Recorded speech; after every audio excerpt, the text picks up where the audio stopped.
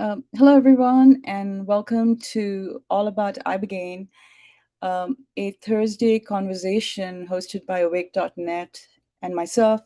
My name is Lakshmi Narayan, and I'm the co-founder of Awake.net, which is a entheogenic news sphere and a platform for the transformational wellness community. Our mission is to end addiction, and we I'm speaking to people every Thursday who have been working in this world of ibogaine for a really long time.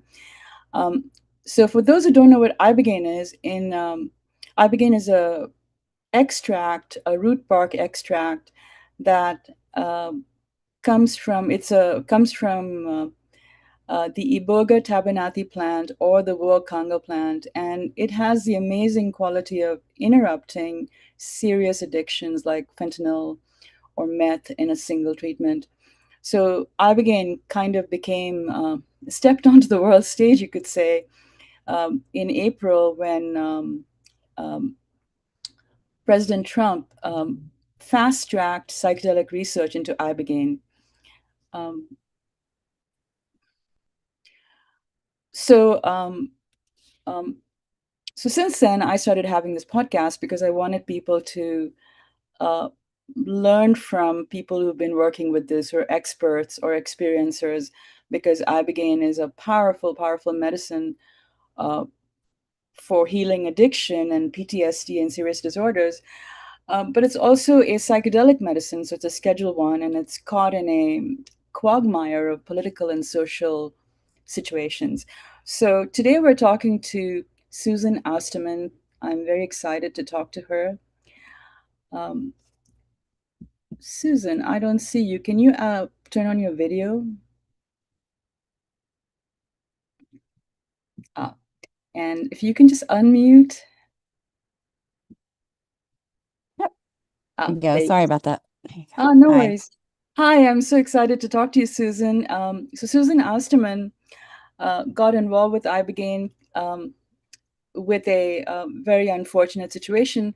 So, Susan, can you share with us? I'd like to talk to you. We have a 2 hour conversation here and like to do a deep dive into your story. Like, how did you get involved with Ibogaine and what was, uh, Sure. yeah, thank you. Um, well, it was about let's see. It was during the pandemic, in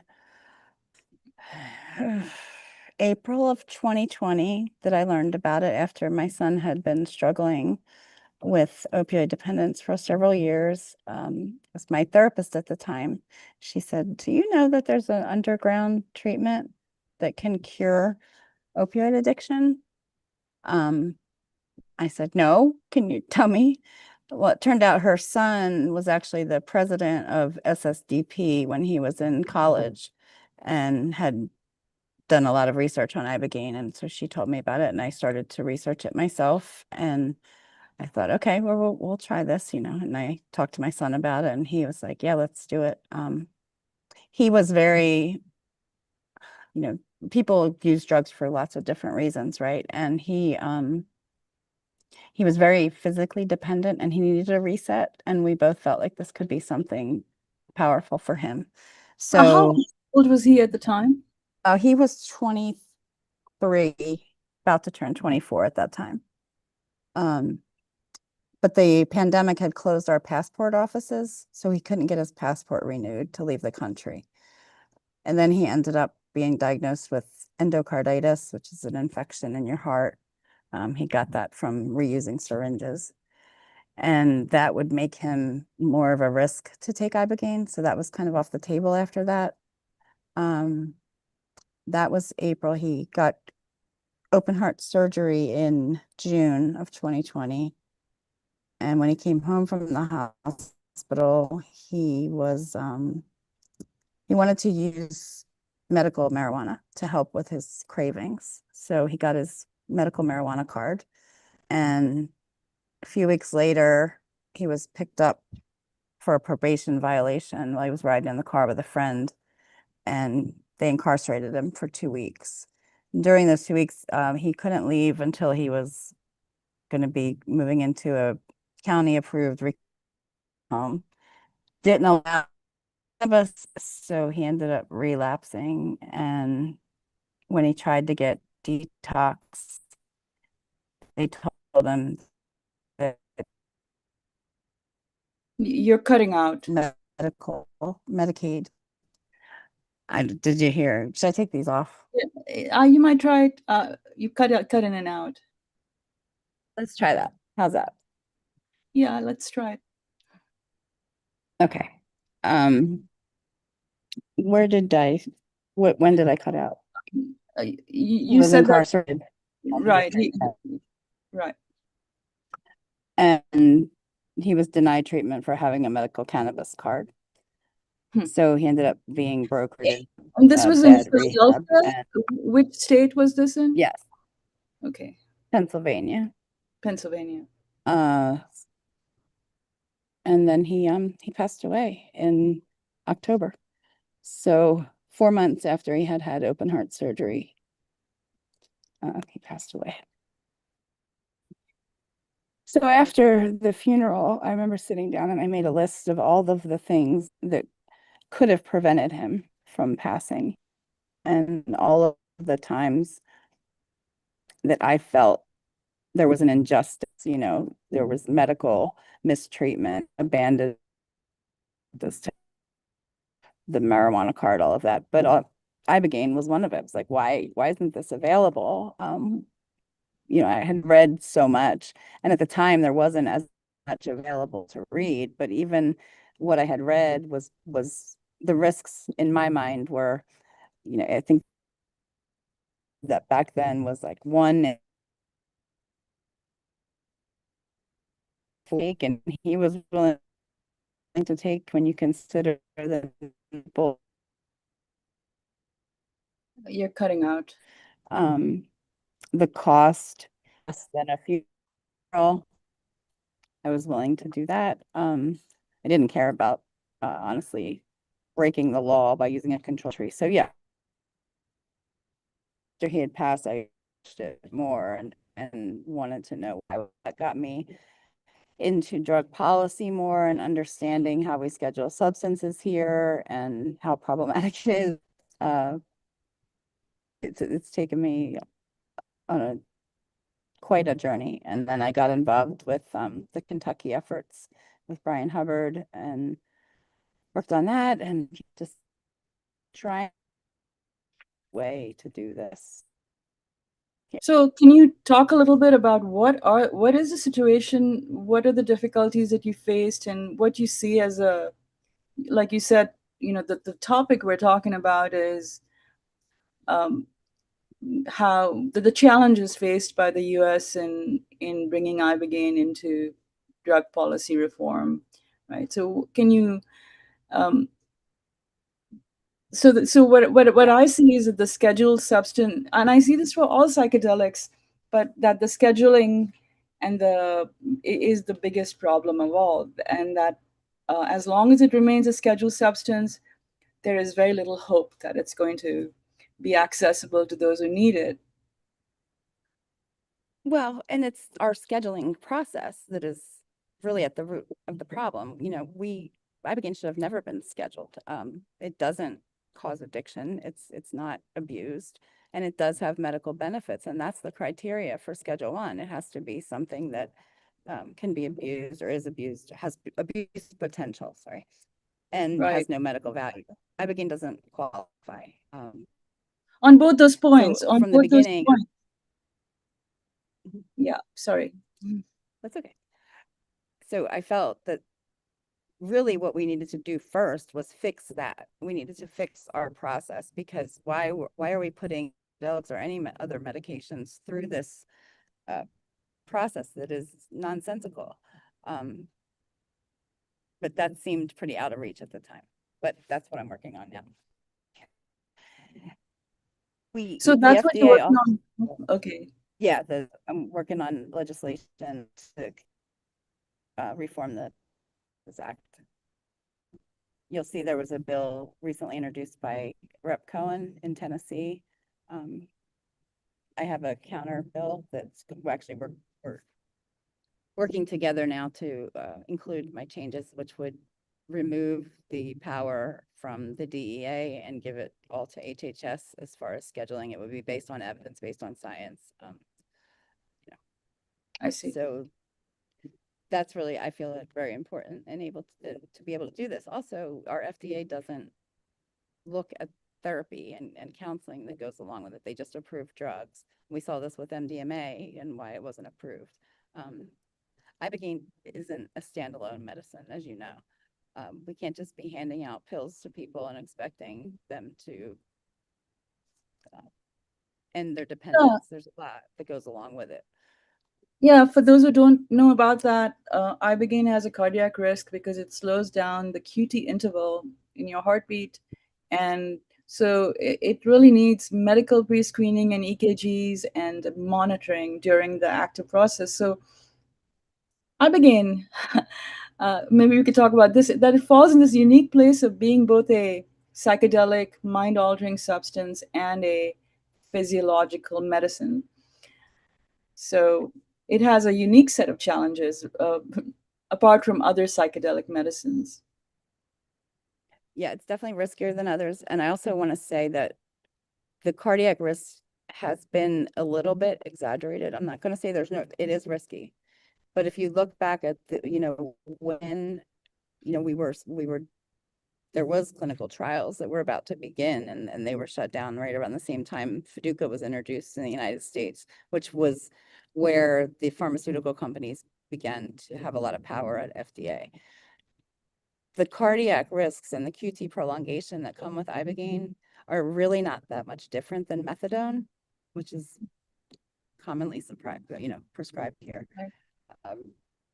And with care, with right medical interventions, pre-screening, it's really not much riskier than methadone. So there's that argument. However, it shouldn't be done without those medical interventions and having, a safe space to do that. But there, Right. oh, sorry, go ahead.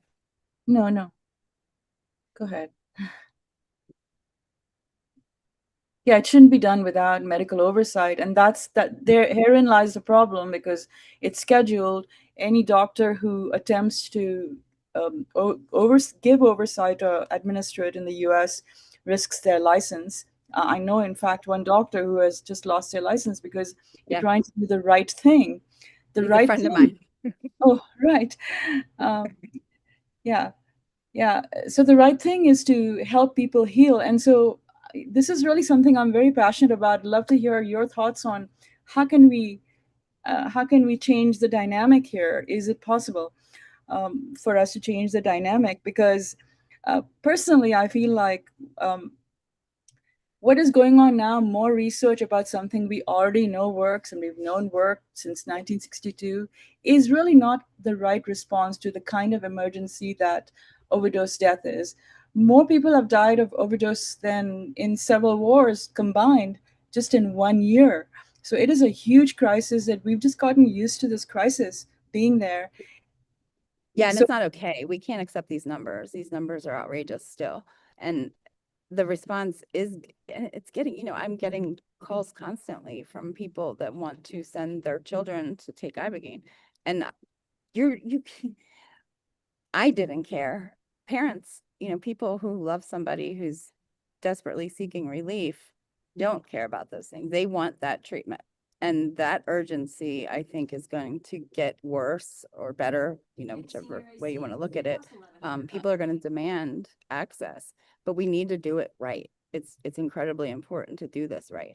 We can't just have people, we're already seeing an insurgence of more providers.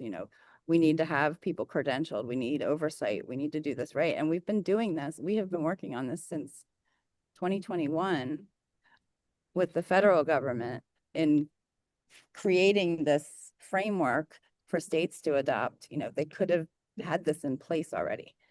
right. I'm not thrilled with the idea that it's being so publicly talked about without having those frameworks in place. It causes a lot of issues. Stress. Yeah.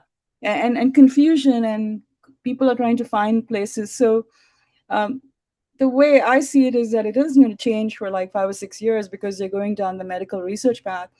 And I've mentioned this before on this talk. During World War II, World War One, um, penicillin was this underfunded mold project, and when they discovered that it could stop infections, um, the Allied nations got together with pharmaceuticals and they fast tracked mass production of penicillin so that they could heal hundreds, 100,000 or more soldiers. Well, if they could, that was a right response to an emergency, Yeah. and we could do something like that now if the powers that be wouldn't. So again, this is something that I don't understand enough about, and perhaps you do. Why is it like that? Why are people not responding differently to the urgency of people dying several hundred a day? Because we live in a capitalist society, honestly. I mean, we have the way our framework is set up, it allows for pharmaceutical um, exploitation, extraction. We could do that. We could, if people in power were willing to allow it. You know, one of the things I was working on was taking Purdue Pharma, as they just finished their bankruptcy, taking their resources and using it to develop Ibogaine in the public domain. They have all of the resources to do it. They know how to get drugs approved. We could do it fast. We could use a COVID type response where we're using warp speed to get things done. We have the data. We know that if it's done right, this works. Yeah. Well, let's spin the tail on the donkey here. We know why it's not moving forward. It's not moving forward because a medicine that can cure addiction in a single treatment or at the most two treatments is not good business. It's not a profitable model. It's not going to create repeat customers, and all the solutions that exist right now um, are just creating like a switch and bait, switch and bait Oh, from fentanyl to methadone or something to Suboxone. Um, so it's not going to yeah. happen inside that system. We don't have treatment in this country. We treat symptoms. We don't have any treatment that treats the underlying causes of problematic substance use. There's no, people go into these rehabs and these programs that they don't sit down with trauma coaches and dig down to the root cause. It's symptom management, it's AANA type models. Um, and a lot of them are just causing more harm. They Right. were designed for alcohol use. This is different. This is different. Almost every I started out creating a documentary, Iboga Saves, and I interviewed several moms, and that was the beginning of my journey into Ibogaine. Like, why don't people know about it? Um, and Gosh, I forgot what my question was um, as I was talking about it. Uh, well, let's just move on. Maybe it'll come back to me. Um, so, can you talk about the Willoma Foundation? What are you doing with it, and Sure. how does that work? Well, it started out actually as a project to create memorial gardens for those who had died from substance related causes to honor them. That was the main purpose. Yeah. We wanted to have a memorial in Washington, D.C., and then smaller community gardens for families to honor their loved ones. That quickly changed. It's still there. It's still the ultimate goal of our foundation. But it's really hard to focus on memorialization when there's still so many people dying from preventable death. So we've moved a lot into advocacy and also bereavement care. We are horrible at grief in this country. Mhm. People do not know how to sit with those who are grieving. And when you're grieving a stigmatized death, like an overdose or violence or suicide, there's virtually no support for families. And so that's what we spend most of our time on right now is just supporting families and allowing them to have that space to really grieve authentically. Um, Mm. and yeah, Yeah, and not uh, in isolation. yeah, that's very important.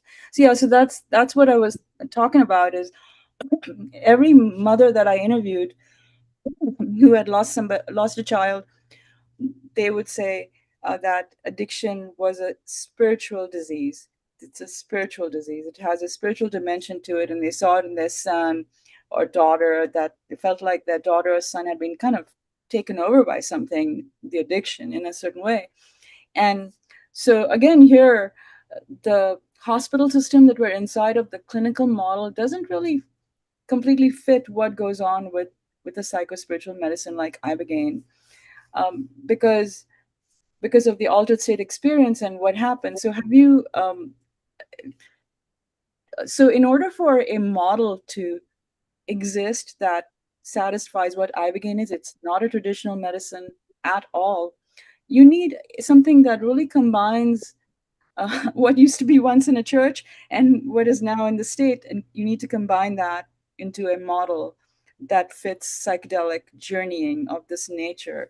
And I'm wondering if they're talking about it, in these conversations that are happening at the state level or in the. I don't think so. From what I've witnessed, there's not enough conversations happening on how that is going to happen. People are concerned about drug development. They're concerned about, you know, I have to bite my tongue a little bit, but you're correct. There is a lot more to it. And what Ibogaine has the potential to do is far more profound. And I don't know if you want, if a lot of people will call that spiritual. There's also people are just feeling an incongruence in our society. People are pulled to other things. People don't feel seen. They don't feel that they're able to be authentic. I think that there's also a factor of people having to grow up too fast. I've spoken to many people who are in desperate situations where they feel like they had to be forced into adulthood. They're grieving their childhood. They don't understand what happened. We don't uh, we don't acknowledge that change and that time of adolescence where there's so much change happening. We're really bad at holding people through that. And I think that that's I mean, you could say spiritual or just emotional, or we lack that here. And yeah, that we need proper trauma-informed care to go along with it. People who understand what iboga or ibogaine does to sit with them. We need people with, I mean, and we have them. We have people who have been working with this medicine for years, and they're not being brought into these conversations, and that's a problem Exactly. that I see. Exactly. Um, Well, that's, yeah, exactly right. And that's why I created awake.net, and we have a directory of people who've been working for a long time with these medicines, who have integrated both the clinical and the metaphysical aspect of it. And this thing about metaphysical and spiritual, I know there's a lot of people who have a hands off on that. They don't want to talk about it, but really it doesn't matter what you believe. You could believe in Nietzsche or Kierkegaard or some Western philosopher, or you could believe in Taoism or whatever you believe. um, this experience right. is going to add profundity to it. It doesn't, you could just be into cognitive Yes. growth, right? So It's yeah. truth. It's And truth serum. And it's yeah. And that I think is it's a spiritual thing, but it's also it's painful for a lot of people to suddenly see so much truth that we have been conditioned in so many ways not to see. And you need the right people to hold somebody through that and give agency back. I recently was with someone who had an iboga treatment, and he wasn't prepared to have his autonomy back because there's so many years of him going through these problematic rehabs where they're telling they're so carceral based. It's like they're punishing you for your suffering. And then when suddenly you're in a environment where you're supported and encouraged to heal, they don't know what to do. They don't, there's been so many years of that being taken away. Like we need to have programs that teach people how to take their agency back. Yeah, that's why we've created this Awake Journey of Rebirth. It's a 9 month program, and it starts the 9 months begins with your Ibogaine initiation, uh, treatment, clinical treatment initiation, and then we have online classes for preparation, integration, and just understanding how to navigate a psycho-spiritual transformation, which is really what starts to happen, right? Yeah. And it's a new model for, I mean, it's not new for indigenous cultures, for Right. shamanism. It's a new model for Western clinical medicine. And the thing that I think becomes a real problem here is in Western medicine, doctors don't have to take their own medicine. I think it's a huge problem if somebody is providing Ibogaine and doesn't know what it's like, Right. Have honestly. you Like taken it yourself? I Have you have, I've taken Iboga. Yeah. yeah. In the Bwiti style? Yeah. Yeah. It's a bleachy ceremony. Would you care to talk about it, your Sure. experience? Um, I'll talk about it in I'll tell you about the how my friend and I we both went, and we had very, very different experiences because we're in very, very different stages of our life. Um, my friend's daughter has been struggling with opioids for almost 20 years, and she's still alive. Obviously, my son had passed, so we came into it with very different life situations. Mm, Um, when you lose a child, you're leveled. You're back to truth. The conditioning's gone. All of those things are gone. You see things very differently. Um, so for me, when I took it, it was far less traumatic. Because it was things I was already seeing because of my experience with losing my son. Um, for her, you know, I had to come to terms with my contributions to his substance use, the things that you see those when your child's gone. You can look back and hindsight is crystal clear. And so I had to reckon with all of that. um and forgive yourself, probably. and for yeah, absolutely, and know that I did everything out of love, and he knew that. And all of that's a process that's I think most people go through early on. For my friend who hadn't gone through that, it was very painful for her to take iboga and see some of those things that continue to appear for a time afterward.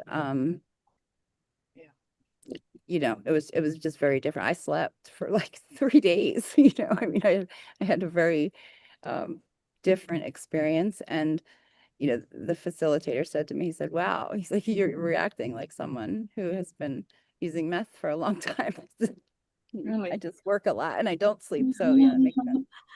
But Interesting. it was Interesting. profound. And I'll tell you that we had two ceremonies. The first one, it felt like I had scrubbing bubbles in my brain, cleaning my receptors. I mean, truly physically could feel the cleansing. Um, the only real attachments I have are to like Diet Pepsi and sugar, and they were gone um, immediately. The second ceremony was quite different. Um, it was very much of a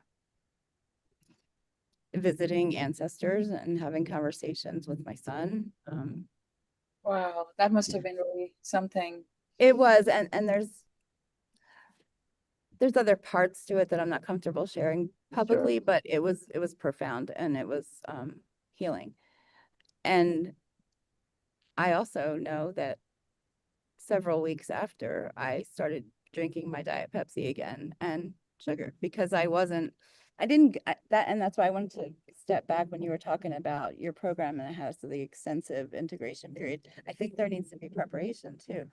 I didn't go into it looking to stop those habits that I had. So there wasn't, the intention to rid myself of sugar and things like that.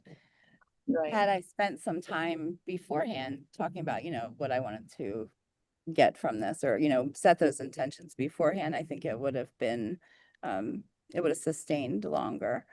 I think you're exactly right. Yeah, that if you do a little preparation, and you understand that you might need to detox yourself or go on a different diet or do some other things, right? To yeah, And yeah, it's true yeah, also that someone who's using substances problematically may not be in a position to do effective preparation as someone who's going into it more for a spiritual experience. But everybody's different.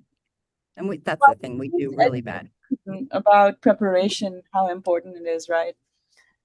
Yeah, everybody's different. So then, so you said that you started using um, diet cokes and Yeah. sugar again. Yeah, yeah. But I feel like the next time, like I also still smoke cigarettes, but I didn't want to right afterward. I plan to do another ceremony and I'm gonna have more intention. And I Be think, more intentional about it yeah, next time, right? Right. Well, it's great that you've experienced it and you understand what you're talking about and why it's important. yeah. Uh, Yeah, because there's two completely different components. There's the physical chemical reset that happens, or, you know, I'm not a scientist, I'm not a doctor, so I'm not going to even try to use the proper terms because I don't want to. Yeah. But there's the dopamine and serotonin reset that happens, the cleaning yeah, of the receptors.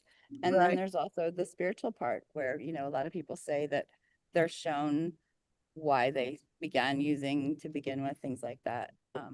That wasn't my experience, but that's what we hear a lot. So you have both of those things happening at the same time. Um, and sometimes, just like I didn't have my intentions properly set, someone may not be ready and may need another dose down the road when they know what to expect. Because anytime you do something new, you're scared because you don't know what to expect, and you're going to go into it, and just be like, oh, okay, that's what that was. So let me go back and do it again now that I know what to expect and can actually, lean in. Be more, have more agency inside of it because you know Right. what it is, right? And that's why doing it again is good, and that's what we are teaching is not just a magic bullet, but really you're engaging with a tool that can help you know yourself better and heal yourself. You can go through healing. You don't always have to have a doctor or a therapist or anyone. You can, the medicine itself is the teacher. Yeah, Yeah, for yeah. sure. And but people but look at you crazy when you say that, but when you know, you know.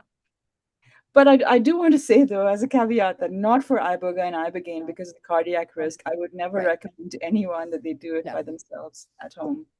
Right. no, So, definitely can not. we talk about the stigma part a little bit more? I want to. I have noticed that there is a lot of judgment about people who are addicted, like they're somehow weak-willed and can't do this thing, and yet most people in addiction have some sort of trauma that is connected with it. So, can you talk a little bit about that? About how are you doing Yeah. things? And I think that's nuanced. Um, Not everybody has trauma. Not everybody uses for trauma. A lot of people have something. How we define trauma is nuanced. Um, Big trauma, abuse, and things like that aren't always the catalyst. For my son, I can tell you that his trauma came from being labeled a criminal for using drugs. He started his use recreationally. He was a young teenager, smoking pot and things like that, and then started to take pills. And when he tried to stop and couldn't, um, there was a lot of shame and just he Right. felt, um, and it was deep within him. Like, I'm a bad person. I am um, a disappointment. And then when he was arrested and labeled a criminal, he had a really hard time with that because he wasn't. He was an amazing, beautiful human being that would cared more Can you about. make the sound bigger? Any? Can you? I don't know why it's. I don't know. Maybe talk louder if you can. Okay, I'll try. He was an incredible person. He wasn't a criminal. He wasn't a You froze. who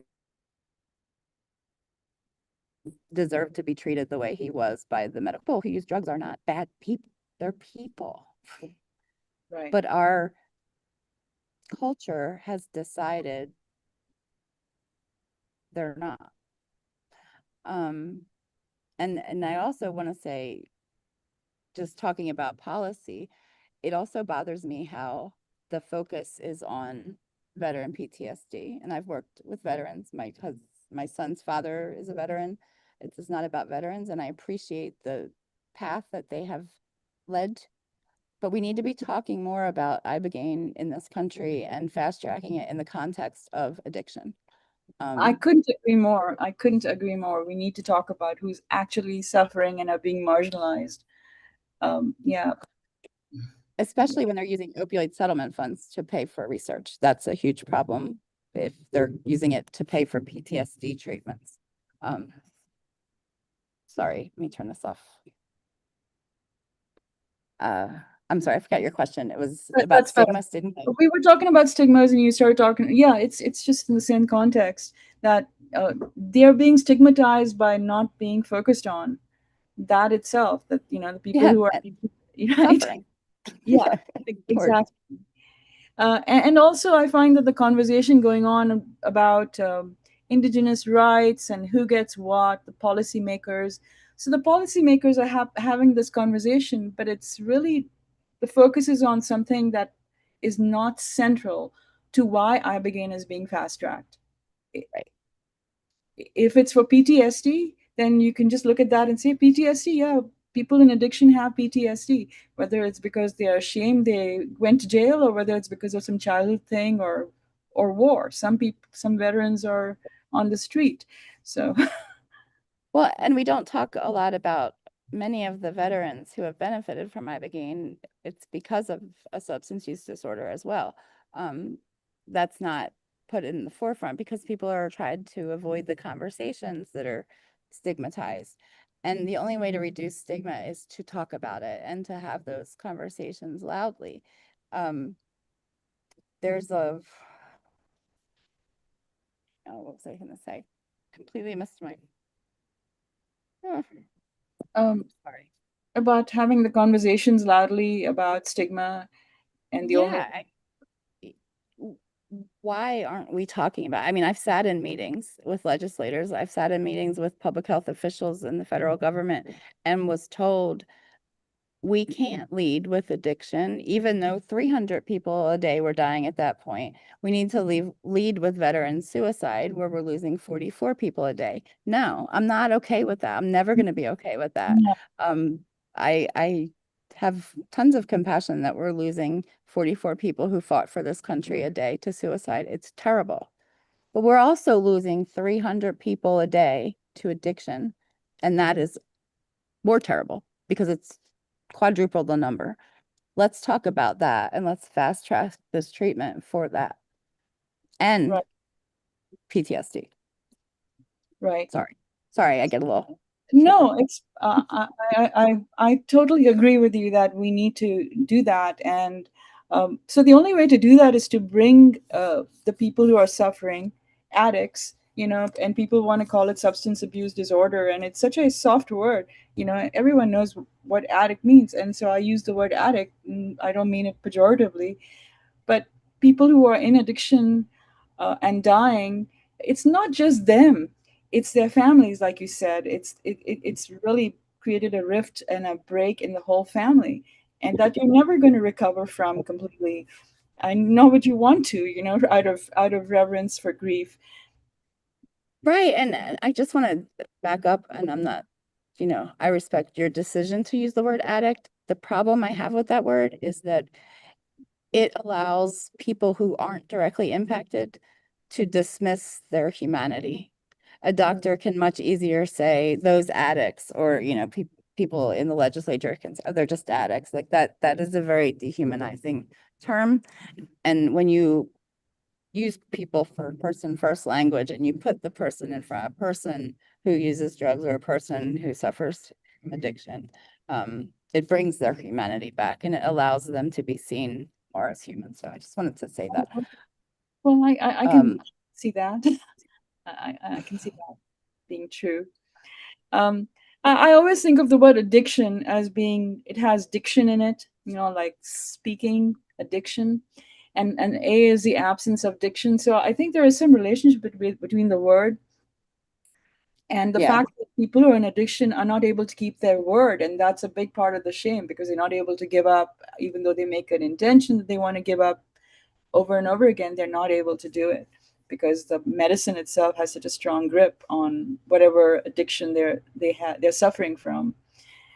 Well, and also because they are in a situation where a lot of times they aren't able to, um, because of the criminal component, they have to resort to things that aren't okay. You know, if you're someone who has a criminal history isn't able to get a job to buy what they need to stay well. So תסתכלי על מה יש בסינמטק עוד. Hello. Mhm. סורי. Okay. Yeah. um, so I think that they're silenced often because of the way that we approach this, because it is in our carceral system and they're seen as criminals. I think that's where that comes from. Right. You know, I've interviewed a lot of people who have gone through addiction, and they their story of how they became addicted, and a lot of times it's some injury, and then they get prescribed pills, and then they're not told that the pills are addictive, and then they run out of the prescription, and then they are addicted and they have to go on the street, and society has thrust them into this criminal environment to fulfill an addiction that was caused by misinformation, you could say, or negligence, or greed. You could say it's all those things, right? Yeah, So and then that's a story that you hear often. With my son, he was using diverted pills from my mother and was not aware that he would become dependent. So it was the proliferation of the access to opioids that was a problem. It wasn't always a prescription, but it was just there was a normalization that happened. Um, but a lot of that stems from our just really bad drug policy. And that's been going on for 50 years. It's not just, recent. We've always used our drug policy to target populations and, you know, create harm, and when none of it should be in our criminal justice system. This is a health issue. This is a public health issue, and that is where it should be addressed. And, that's what I spend most of my time on now is trying to change people's approach to this, because it's not what kind of society punishes people for suffering. This that's is a great something question. that could end up in the International Criminal Court for crimes against humanity. I'm like, that's just not okay. It's not okay. Yeah. So you need enough voices, saying it's not okay, and putting that out there. Well, And there's I'm also cognitive liberty. Like, we have a right to do what we want to our bodies, and we should have that right. We need to protect people, young kids and different people. But, it's just our whole approach is way off. right. Well, it's a really seismic shift what you're talking about, drug policy and the DEA and the cartels and the what we know about what's going on there with the um, uh, collusion of these big organizations with lots of power who are profiting from both on the legal and the illegal side of drugs. There's somebody profiting from it. And so the victims of it are caught in that crossfire, I guess. And so I don't really know how you could shift that without some massive administrative shift happening, you know. It's got to be incremental. I mean, and that's the frustrating part about all of it, is it's not going to be this big shift, like drugs are legal, da, da, da. It has to be done in increments, but I do believe it could be done faster, but we just need more people involved. We need more people speaking up and talking about it, as long as their capacity allows. But, there's changes happening. Um, So you believe that you have confidence or faith that it's going to shift in that way down the line? I mean, you never know. this administration right now is pretty chaotic, to say the least. So I don't know, but I think that and I could be living in a bubble, but the conversations that I've had with people who have some, power here are shifting. Yeah. Well, somebody made a comment here saying, sound. I think it goes Yes. back to our conversation about intentions and expectations, and how you were saying that if you go a second time, sounds like you're saying intentions and expectations impact the experience in healing. Yeah, I would say so. Yeah. And I don't think people need to understand too, someone needs to be ready for this. You can't just have, if you have a loved one who's using and you think it would help them, that's not going to happen. They need to be ready. People need to go into this with the intention of wanting to stop. Right.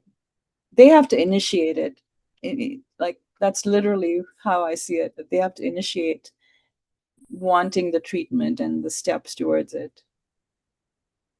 And a lot of times mothers or family members so want their loved one to heal that they want to do all the upfront work, and we found that that just doesn't work, because there's not enough uh, desire or agency coming from the person to go through the steps of the Sorry, someone Ibogaine. said the wind is influence. I'm going to move out of the wind.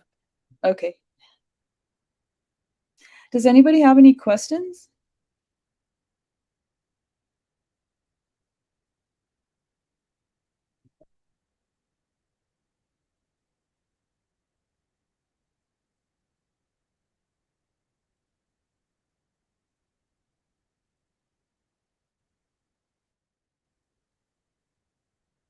Ah, there you are. Okay.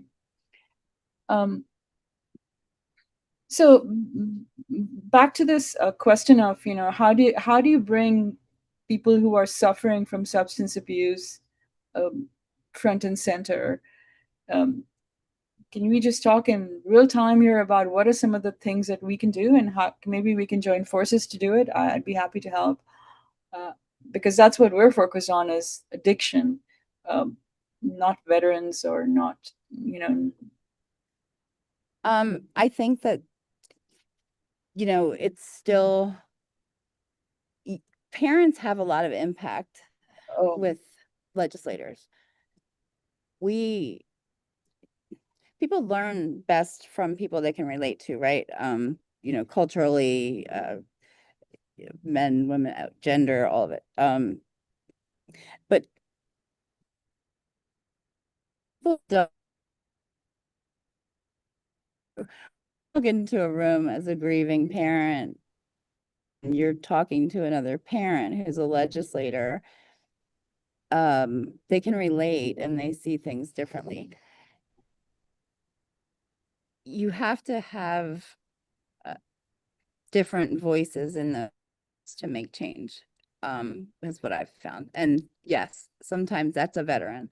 Sometimes you're gonna far along better, than they're gonna see someone who's using drugs.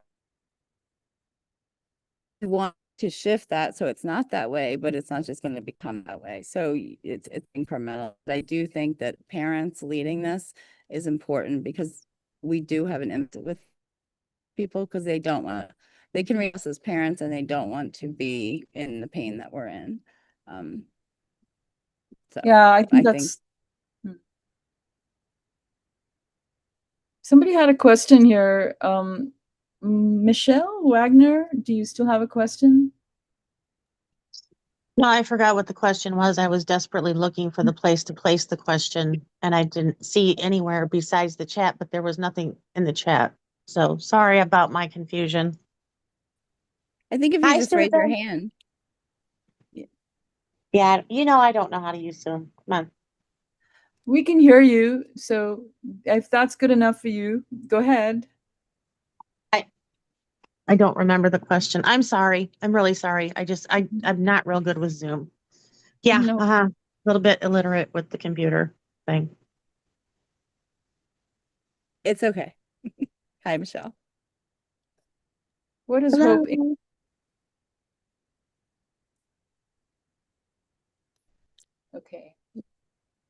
Yeah, I think people can just raise their hands if they have a question, right?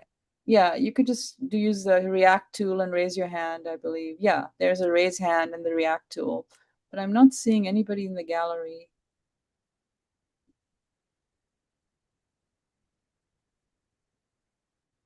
Okay.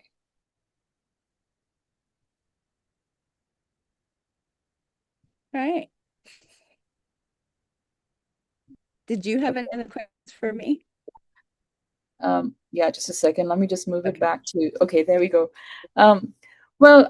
So I think that I'm really grateful to you because you brought my attention back to the central problem of how do you help the people who are actually suffering.